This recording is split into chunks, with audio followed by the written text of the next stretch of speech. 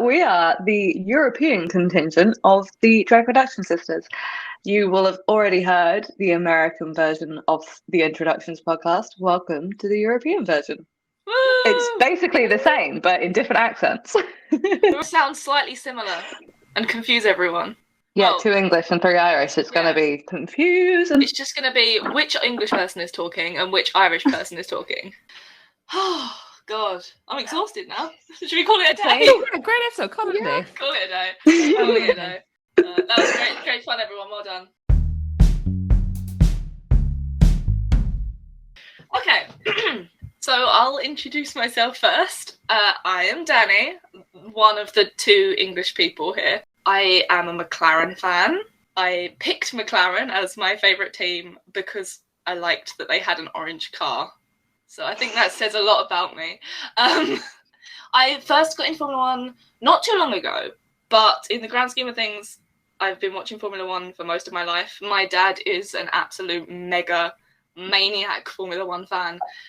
Can name every world champion and the car they drove, is completely into Formula 1. We've got a bookshelf full of Formula 1 books. And it was his life mission to get me into Formula 1 when I was younger. We used to play the Formula 1 games on the PlayStation, and I didn't understand what was going on.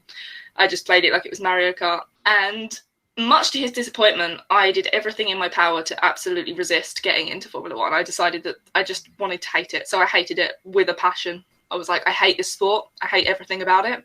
Look at these stupid men driving stupid cars. And then one day, I watched a race.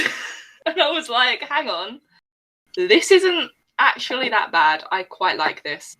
And then, people are going to judge me for saying this, I watched Drive to Survive. Yay! Woo! Shout out to Drive to Survive. Again, I was bored.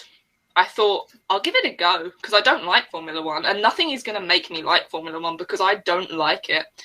And then by, the end of, the second episode, I had to come to terms with the fact that I really enjoyed it. And my dad is very happy about that. If anything, he's probably a little bit pissed. Can I say pissed? I'm going to say pissed. He's a little bit irritated that I now know more than him, I think. So, as you should. Sorry. As I should. I did manage to get him then to watch all of Drive to Survive as well, so it's been fun. But yeah, I think the main thing though that got me into Formula 1 was Drive to Survive, but also playing the PlayStation games, which is why I ended up picking McLaren as my favourite team before I even knew who the drivers were, because A, I liked the colour of the car, and B, they were British. And I was like, I need to pick a team, and I don't know who to pick. I think I was going to pick Williams, but then my dad was like, no, they're doing really badly, don't pick Williams. So I picked McLaren instead. That's my origin story behind being a McLaren fan. Nice. I'm kind of similar. Okay, so I'm Niamh, but my sister's Hi, here Niamh. Sorry. Nini, which is much nicer than the regular kind of Niamh I get. So I was kind of meant to be into it, I'm kind of similar to Danni in a way. I grew up with my family who were into Formula 1, and it was my uncle specifically who got us into it. So he used to actually attend a few of the races, and he'd come over and watch them, and then my parents started watching them, and then they got the game, and I would play it when I was younger, and I didn't really understand anything. I just liked corner cutting, really, and going fast. But as I got older, the paywall kind of came in, and just, I was still a kid, so I wasn't really interested in watching that. I wanted to watch, Spider-Man cartoons and iCarly and stuff like that. So we didn't actually get the sports package. So I was kind of out of the loop for a few years. The only person I really heard of was Lewis Hamilton, because he was always on the news.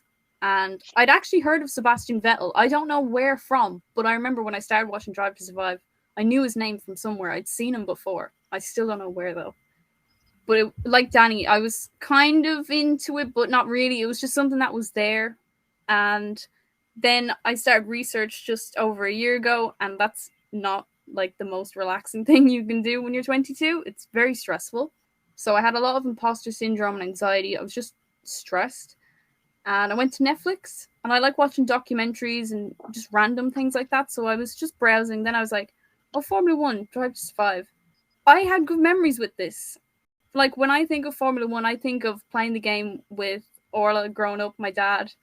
I think of going around in the little Ferrari. I think of going around in the banana, the Jordans.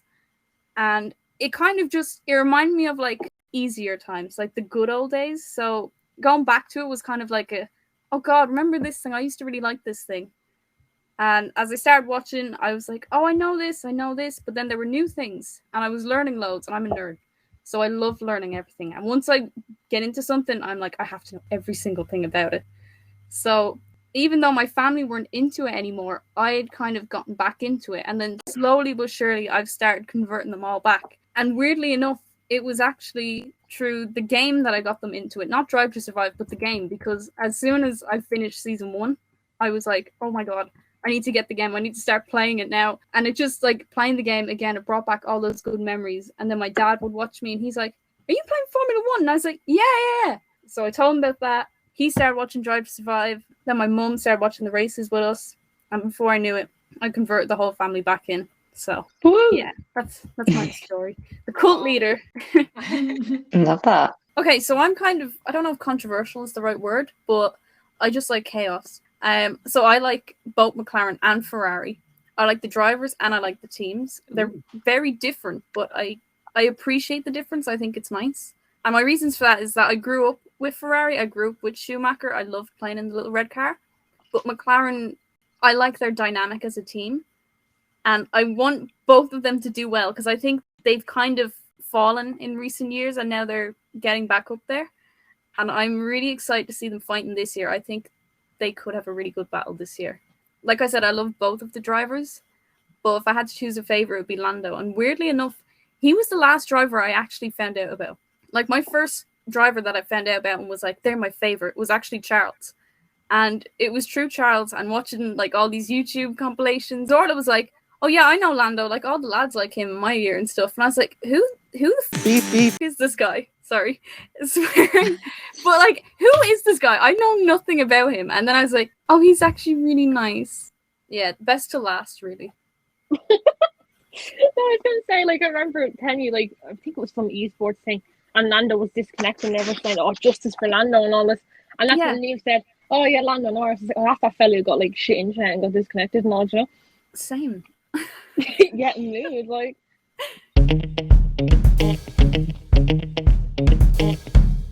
Or do you want to go next as part of that family? You basically just said everything, so. You can't just say what she said. Copy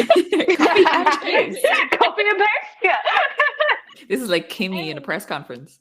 What? We're both Libras. So my name is Orla, although I tend to kind of go by the online username Toff, which that's a whole nother story. Or Tough, or Tooth. Or Tooth, yeah. But basically, as Niamh said, I grew up playing the Formula 1 game on the PlayStation 2. I love Monaco. That was a particular favourite of mine. Now, to be honest, I actually don't know how I managed to drive Monaco as a kid because I can't even do it now as an adult. Like, I reckon I had Bama drop and I just bashed into every corner, but however. And then I loved playing the game, and like, even, I don't even know how Niamh remembered this, but apparently I'd even named one of my teddy bears as a kid after Jensen Button because I was that much of a fan. So, yeah, and then I remember like kind of growing up, I'd kind of come downstairs and there'd be a race in the telly, probably Silverstone. I don't know, but like the numbers and like the drivers' names didn't mean anything to me because I didn't understand. And then, as Niamh said, the kind of paywall came in, so we stopped watching. But then one day I was coming downstairs, I was playing the PlayStation. Eve came into me and she goes, oh, do you know what I was watching the other day? Do you remember Formula 1? Yeah, I was watching a show about it on Netflix. I was like, oh yeah, whatever. And then she was like, yeah, I kind of want to play like the Formula 1 game again. I was like, oh yeah, I get the PlayStation out. She's like, no, even better. They have one now on the PlayStation 4. And then we ended up buying it like literally the next day. And then through that, I ended up becoming a fan. And then we literally both gotten into it again towards like the start of 2021, like just before they started. So like Yuki Tsunoda was just announced, and like Aston Martin's name change was just announced. And next thing you know, I said Dad started watching it, Mom started watching it, even the cat and dog started watching it, and soon enough I started crying over Max winning the championship. So there you go. Do you know what I mean? I was just sucked right back in through playing the game. I said it's poetic. So I'm a Red Bull head, but like I realised that all the drivers that kind of sort of gravitated towards were all Red Bull or like former Red Bull drivers. So I kind of just ended up supporting the team, and then I became a really big fan of Max. And so I just was like, yeah, Team Red Bull, and then also like Team AlphaTauri because of Pierre and all. But like, again, kind of like with Niamh at Lando, I don't actually remember how I became a fan of like Max. And like, for him to become like my number one driver. I think it was like I was just watching him and I was like, oh yeah, he's good. And then I was playing as him in the game because he was fast and he was good. And I was like, oh yeah, I kind of like this guy. And then I ended up being like, oh, I really like this guy. And I ended up literally said crying after he won the world championship and everything. So yeah, but Niamh even says like, oh yeah, you give me like Max's vibes and all this, like you have the same personality. Is like, great, thanks. Like, That's a compliment. Yeah, exactly. No. I'm not insulting Max in any way. How dare you? I'm lucky enough now that I have a sister in here, so I can basically just go on at her about Formula One, and she knows what I'm on about, and she shares the same passions. You know what I mean? Slowly trying to convert all my friends into it as well, and like join the dark side, you know. But I love that. Yeah. You two are definitely the Leclercs of the group. I don't know which one's older and which one's younger, because then we know which one's Charles and Arthur. Niamh's older. So I'm Charles, and Orla will be Arthur. Yeah. There you go. I'm Charles. It's the weirdest thing ever. Love that. I am Maisie. I am the other English member of the group. I am from the east of England, so I live like around the corner from where George grew up. Not going to brag about it. I got into F1 from seeing these hot guys show up on my CU page on TikTok, and I was like, I should get into this. I obviously always had it on in the background as a kid, because most British families, I feel like, had it on in the background as a kid. So I remember seeing Seb, I remember seeing Lewis, I remember seeing Michael Schumacher as I was growing up. Like, these are all kind of household names. But yeah, my favorite drivers are Mick and Charles. I am a massive Ferrari fan for no reason. Like, it's not like there's any kind of nationality bias like Danni's, like McLaren is British and whatnot. I was just like, Ferrari, that's where my heart lies. No idea why, but there we go. And we love that, I regretted it. Yeah, everybody's a Ferrari fan. So Everyone's a Ferrari fan. Even if they're not a Ferrari fan, they're a Ferrari fan. Exactly. I absolutely adore F1. It's great. And I decided I would learn to do what Seb did, and how I can name all of the world champions ever. I actually haven't done it in a while, so please don't test me right now, because I don't think I could do it off the top of my head. Do it. we'll do that as like a special feature. Yeah, sure. Okay. You just like yell a year at me, and I'll be like, yeah, this is it. We have to have an adjudicator there, so we know you're not looking at the Wikipedia page. You're not getting my brother in to be like, right, there we go. She's not looking, it's okay, guys. Like they do on Who Wants to Be a Millionaire. Sorry, I've gone completely off track there. I think my first race wasn't Spa, it was Monza. My first race was Monza, and that might be why I'm a Ferrari fan, because my first race was Monza. Anyway, yeah, and it has been a roller coaster, a complete roller coaster. So seeing Danni Rick as number one was great. But I don't think I fully appreciated it as much as I could have done, because I wasn't as big of a fan as I am now. But whenever I mention to anyone in like that I know in real life that loves F1 that Monza was my first race, they're always like, I just figured you'd been watching for years, which is always nice. But yeah.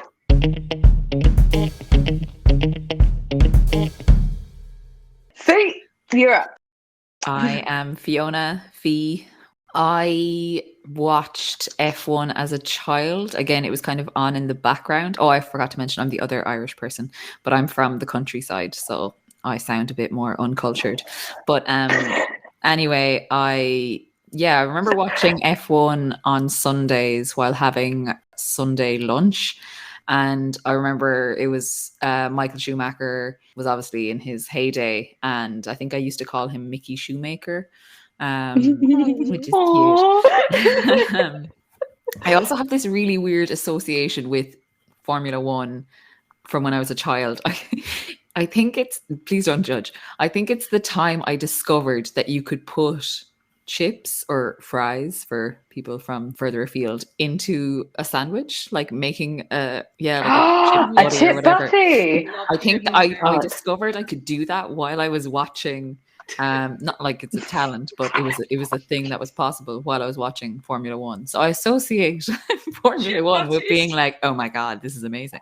Every time you have a chip butty, it just takes you Yeah. back to You're Formula I'm One. like associating 7, Formula I'm One like, with the best culinary decision of your life. I'm telling you, I haven't Oh looked my back. God. Have not looked back. So I kept up the chips in sandwich, and I kind of dropped the Formula One because it went behind a paywall as well, and we didn't have the channels. So yeah, it kind of fell out of knowing what was going on in the sport.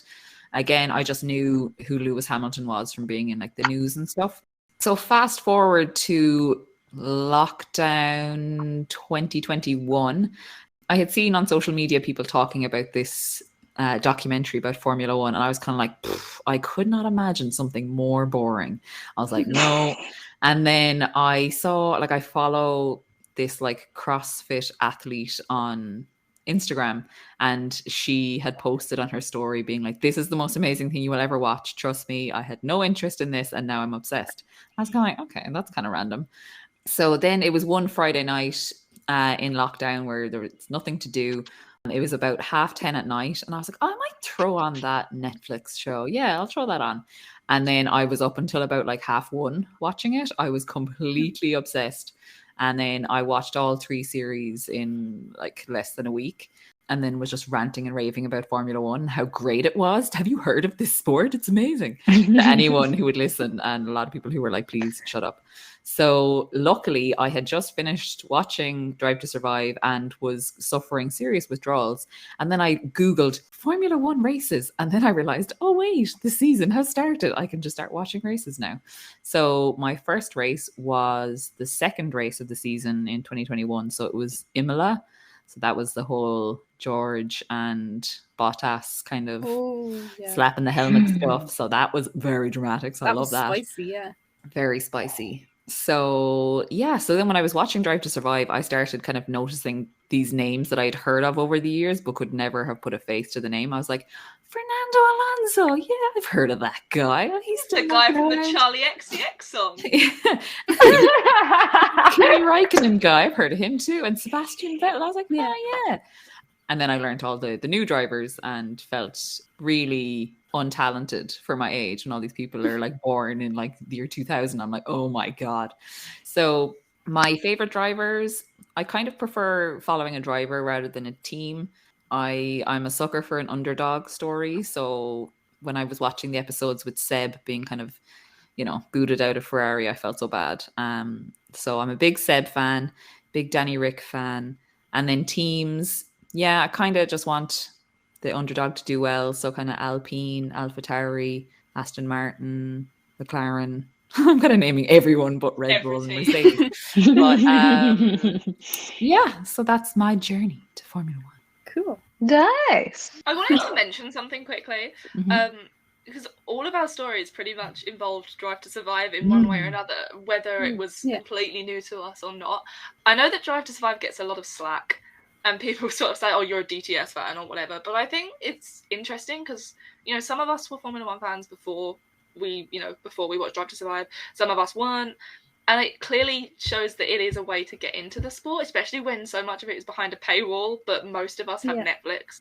And so I will always defend Drive to Survive. Like, I was doing everything in my power to not get into Formula One, but it still managed to get me. It still managed to get me that show because it just makes it so easy. Like, as a beginner, someone who knows nothing about it, you can. Yeah, it definitely explains all the technical stuff because I wouldn't have heard. I was like, qualifying? What does that mean?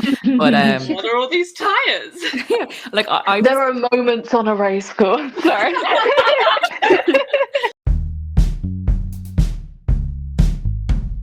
We'll move on to predictions. Fiona, you brought it up, so do you want to go first? Oh no. Okay. So predictions. Obviously it's very hard to know where teams are gonna end up or even start off the season because of all the new regulation changes. I really hope that the regulation change and the fact that they're hoping it'll bring closer racing and easier overtaking, I hope that really does happen, because if it doesn't, it's going to be so disappointing, especially when last year was such an exciting season, although obviously 2 teams did kind of run away from the rest of the pack. It would be a shame to have all of this change and then for nothing really to have, come of it. But there seems to be a lot of hype about Ferrari kind of since the end of last season. So I'm excited to see what comes of that. It seems that like Mattia Binotto spent a lot of time, a good bit of his time not at races last season, and was spending time at the factory. So I'm kind of interested to see what they've cooked up. And then I feel like the dynamic between Carlos and Charles could be very interesting this year. Maybe, kind of a tussle for who's the lead driver, if they are going to have a number 1, number 2 dynamic. So I'm really looking forward to seeing how that goes. Also, I think everybody wants to see Daniel Ricciardo back. So that would be amazing to see, because he's such an exciting driver to watch. And it was painful to watch him, trailing a long way back and Lando kind of just storming ahead. So fingers crossed he is back on it. More Monza 1-2 shoeies, please. And then I'm kind of interested to see Alpine and Aston Martin. There's been a lot of shuffling around in terms of who is the team principal, and I want to see if El Plan happens, and I also want to see Seb getting on the podium again. That's getting a win. Let's go. All of my thoughts. I agree with most years, honestly. Like, I think Ferrari are going to win the constructors, but I don't think they're going to win the drivers. And if they do, it's going to be in a very controversial way, because I think there's going to be sparks, because there is no lead driver. Like, Charles was the favorite, and then Carlos came in and adapted really well and kind of showed him up a little bit. And even though they ended very close on points throughout the season, Carlos was more consistent. And I think that's going to kind of make Ferrari panic a bit, because they might have been thinking, oh yeah, Carlos is here temporarily, and then it's like, oh, actually he's doing actually really well. He's surprising us. Yeah, maybe we should kind of keep him for a bit. I think Ferrari are going to make a really good car, because their engine towards the end of last season was really good, and that was the one that they're going to be using this year. And they also started developing the car before the cost came in, and we know Ferrari are one of the richest teams there, so they would have had more resources before the cost cap even came into play. I also think Alpine, and now it makes me sad because I'm rooting for Alpine this year. I want them to do well, and then I heard people say I haven't been doing too good in testing with the Renault engine. But I think Alpine, I think we could see a McLaren 1-2, but with Alpine. Ooh, I honest to God, I think they're capable of that, because Esteban has got so much more confidence now after his win, and you can see how passionate him and Fernando are about each other's success as well. I just hope that continues. Yeah. I'm just nervous that when things get like properly competitive, if the car is really good, that it mightn't be as friendly. But I really hope I'm wrong, because I really like their romance and dynamic duo. I think they were an underrated like bromance of the season. Like, a lot of people are talking about Pierre and Yuki, and that's like kind of the obvious one. But for me, it was really Esteban and Fernando, because it was almost like a senior passing on his knowledge to the junior. The way Seb and Mick were, but Seb and Mick were more like, they had history there. They had a background, whereas Esteban and Fernando were kind of new to each other. And I think with the way they've been so supportive of each other this year, if something were to happen, like, 10 cars crashing out into each other or something crazy, I think we could see them on the podium together. And that I would think be amazing. Fernando would be the leader, because Esteban isn't as good at defending, whereas Fernando is. But I do think that they could work really well together. They seem like they would actually cooperate. I know that if it came down to being between them, if there was actually like competition between them, they would fight it out, and Alonso would probably win because he has experience. But I think if it was a situation of, okay, Lewis is chasing us down or Max is chasing us down, it's not going to be, I'm going to overtake you for the win anyway. It's going to be, right, let's work together here. Yeah, they really are teammates. More than just name. Yeah, so I think Alpine are going to they're going to surprise us, I think, and get a double podium. And I think Ferrari are going to win the Constructors. But the Drivers' Championship, I have no idea. Honest to God, I have no idea. I'm in a similar boat in that I have no idea how to guess. I don't even feel comfortable making a guess on the Constructors' Championship. There's been a lot of rumours going around, and from what I've seen of the cars so far, every car is so unique. Mhm. Like, compared to last year, like, the differences between all these cars, there's so many different aspects. Like, for example, the fact that McLaren seems to be the only car so far with a front pull rod suspension, which I keep mentioning because I'm nervous about it. As a McLaren fan, I'm not quite sure why they are now the only team doing that, but hey, you know, you've got like the Aston Martin with the vents. I think Ferrari have similar vents. Ferrari have side pods that you could take a bath in. Meanwhile, you know, Mercedes have hardly any side pod. They're very sleek and very slim. You know, so it's just completely different takes on the regulations. And I'm no engineer. I have a basic knowledge of how this stuff works, but not enough to be able to look at the differences in these cars and understand which is going to be positive and which is going to be negative. I have no idea. I don't think a lot of us have any idea until they get out on track. So I'm excited to see, you know, what's going to happen and what's going to be positive, what's going to work, what's not going to work.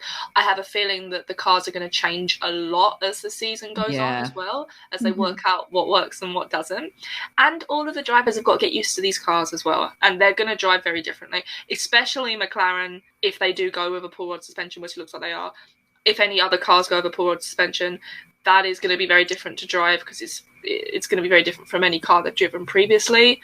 Which, you know, I'm worried about, especially Daniel Ricciardo, because he took a long time to get used to the car last year, and it looks like he may have to take a long time to get used to the car this year. No. I'm saying that as a diehard McLaren fan. I'm sorry. It might be the same with Lando, though. You know, Lando's never driven a car with a front-end pull rod suspension. It might not make... Look, I don't drive F1 cars. You so don't? Maybe... No, funnily enough, I don't. I know that's a massive surprise, but I don't actually drive F1 cars, so I can't say how much difference it will make and how easy it is to get used to. So I don't know, but I just have a feeling it could be difficult. But we'll see. I guess everyone's in the same boat, right? Like, everyone on the grid hasn't driven these cars before. Regardless of how good the Haas is. Imagine if the Haas was like a rocket ship. Like, they need to be, or else it's going to be just an embarrassment because they didn't develop the car last year at all to work on this car. So they've had twice the amount of time to work on it. If they're not getting points, good for the team. Like, their morale must be shot. Mick Schumacher deserves this. Everyone that works at Haas deserves this. But when you see like how Mick performed at the Race of Champions, like, he was so competitive. People forget he's a good driver. I know, we don't get to see it. Car. It's such a shame. So he won F2 for a reason. You know, you don't just win by sheer luck. I mean, you do sometimes, but you don't win a championship. You might win a race by luck. And apparently Mick is renowned for being a driver that takes a season to settle into whatever category he's competing in. So I'm really interested to see if he makes a big step up. I hope so. I really do. I want to see him fighting this year. I want to see him fighting at least for the midfield. Like, I want him... Because last year he just was... Him and Mazepin, because of the Haas. I don't like Mazepin, but, you know, the Haas has a lot to do with it. Him and Mazepin... They had no chance. No. Right? No. And they knew it, which is more heartbreaking. No, sorry. The only time I think we've seen Mick like actually fighting on track with someone was Max in Hungary, and that doesn't count because Max had a broken car. His car was banjaxed after the start. So he got into Q2 once, though, didn't he? Twice. He did, and then he crashed once. And then he crashed. Yeah, so, but even still, like. So I'm excited to see what Mick does this year. Definitely. Won't be rookies anymore. So exactly. No excuses now. And Alonso isn't going to be a rookie anymore. I know. Our favourite. Our favourite rookie, Fernando Alonso. Speaking of rookies, we have Joe coming in as well. Yeah. And I don't think people have really said enough about him yet. In a good way. He's gotten a lot of hate, but I don't think anyone's actually talked about how he might drive this year. I think it's difficult because I feel like everyone, regardless of their team that they support or whatever, as soon as they hear about him, the first thing they think of is that Oscar Piastri should have got that seat. Yeah. It's a tricky argument. I think we all agree on that. So that's why people haven't really talked about him, honestly. I think people just don't know what to say. Because if it was, say, Oscar Piastri, you'd have something to talk about. You'd say, this is a guy that's shown his talent previously. But what really is there to say? At the same time, though, he could surprise us. That's the thing. Mm-hmm. He has experience with the new tyres. Because the F2 cars use those 18-inch tires. He's the only driver coming in here that's actually driven with these tires before. Oh my God, and this the only rookie has more experience. In a way. And some of the drivers have even said, like, it's hard driving with the new tires and we can't even see them sometimes with the car. But this is someone who's worked with these tires before, so he might actually have a slight advantage over some of the drivers in managing his tires and race strategy in that way. New tire master. I hadn't actually thought about that, but you are completely correct. Yeah, that would be interesting. To be fair, I felt kind of the same way about Zhou that I did with Yuki last year because I didn't know anything about him at all. And I remember saying to Niamh, like, I reckon he's going to do quite well. And then he literally went spinning out and like Imola. I was like, okay, never mind. But no, I think my predictions are what more so my hopes for this year. I think AlphaTauri might do quite well. I think towards the end of the year, they're both getting up there consistently within the top 10. I think it just took Yuki quite a while to kind of get adjusted to like the world of F1. But I think now it's kind of more established. He might perform better. And I'd love, personally, if both Yuki and Pierre got on a podium together. Even better, like a 1-2. I'm calling it now. Yuki is going to do really well this year.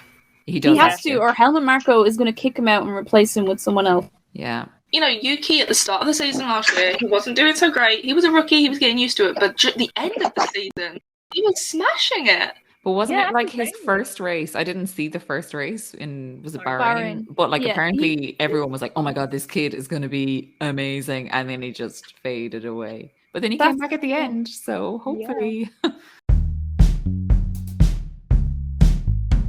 I think most people have said Ferrari are going to do well. I truly believe that Ferrari will do well. I genuinely believe that Yuki will do well this year. I really hope he does, at least. I think, obviously, Lando will get his first win this year. I say obviously. I really hope that he does get it. And maybe somewhat controversially, I think that Haas is going to do quite well. I don't know if they'll make it like big, but I think they'll be more lower mid-range than they are just low range. I think it will be a mid-range car, or at least I really hope it is, so that Mick stands a chance of overtaking at least someone this year. Because even by the end of the year, like Mick was actually doing quite well in a very shit car. He was making the most out of actual trash. Yeah, he was the Charles of Haas. He got into Q2, like he did well in qualifying and then binned it. Like he's already picking up on the Ferrari strategy. Yeah, exactly. He's preparing. Perfect. Why do you think he's part of the FDA? He has nailed it. Is he like reserve driver for Ferrari and Alfa Romeo? Yes. So I think that all Ferrari reserve drivers are also Alfa and Haas, which makes perfect sense. Alfa and Ferrari. Or Alfa and Haas. Alfa and Haas. So all Ferrari are Alfa and Haas as well. I think that's kind of what I imagine is the case. So Ferrari God forbid, like Mick and Charles go out in 1 week, because then Giovinazzi has to try and fill 2 seats. That'll be fun. Yeah, no, that's what Ferrari have agreements with Haas. They like supply their engines and stuff, so they usually try to get a Ferrari driver in there. Whereas Alfa and Sauber have a history with Ferrari, so they're kind of there as a long-standing thing, which is why I was surprised Mick went to Haas. I honest to God thought Mick was going to go to Alfa and Kimi would retire. Yeah, and then Kimi didn't retire, so it kind of looks like the Kimi should have retired a year earlier. But it kind of looks like the Alfa Romeo and Ferrari link isn't as dominant as it used to be in terms of like the 2 seats that they filled. Neither of them have any connection to Ferrari, which is kind of interesting. Yeah, actually, maybe to point that out, I didn't even realise. Can I just bring up, another kind of hope or prediction I'd love for 2022? Can we get Grosjean in the Merc finally? Because that has been over a year and has just been like abandoned by them. Like, I feel so bad. Like, even Cyril got his tattoo before Grosjean got in that car. Like, who would have thought? Who would have thought? Exactly. No, yeah, that's a really good point. I would love to see, and I doubt it would happen, but I'd love if, like, show me in Abu Dhabi, Checo kind of like was defending for Max, and then there was like that shot where Max like was about 1 second behind them and just came up over the horizon.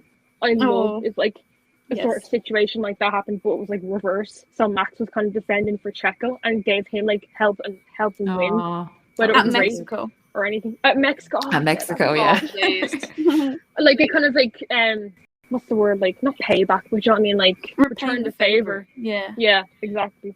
And I want the same thing to happen with McLaren as well, in terms of the 1-2, where Lando did a lot of defending for Daniel. I want Daniel to do a lot of defending for Lando. Yeah. And then they get into again. I want Daniel and Lando just to be close on the to be competitive with each other. Yeah. I just want them to be friends. I want them to be friends, but I also want them to actually be like close to each other on the track, because it's not great when one of them is qualifying P4 and the other one is P12. No. Do you know what I mean? No. Well, fingers crossed. If we're talking about things we want to see next year, regardless of whether it'll happen or not, I want to see Oscar Piastri drive a car. Yes. Please. Yes. Please, all want that. I really want Alpine's 1-2 to come when Oscar Piastri is in a car. That would be great. Like Esti and Oscar Piastri, yes. Oh, well, please. he's won, as far as I know anyway, 2 championships in a row as a rookie. And if they have the new regulations, and this year's a flop for Alpine, but they learn how to make it work, you never know what could happen. I hope so. He needs a seat. He's so talented. He's an incredible driver, and he's a reserve. I know. Him and Robert, like I was going to say him and Bobby Shorts.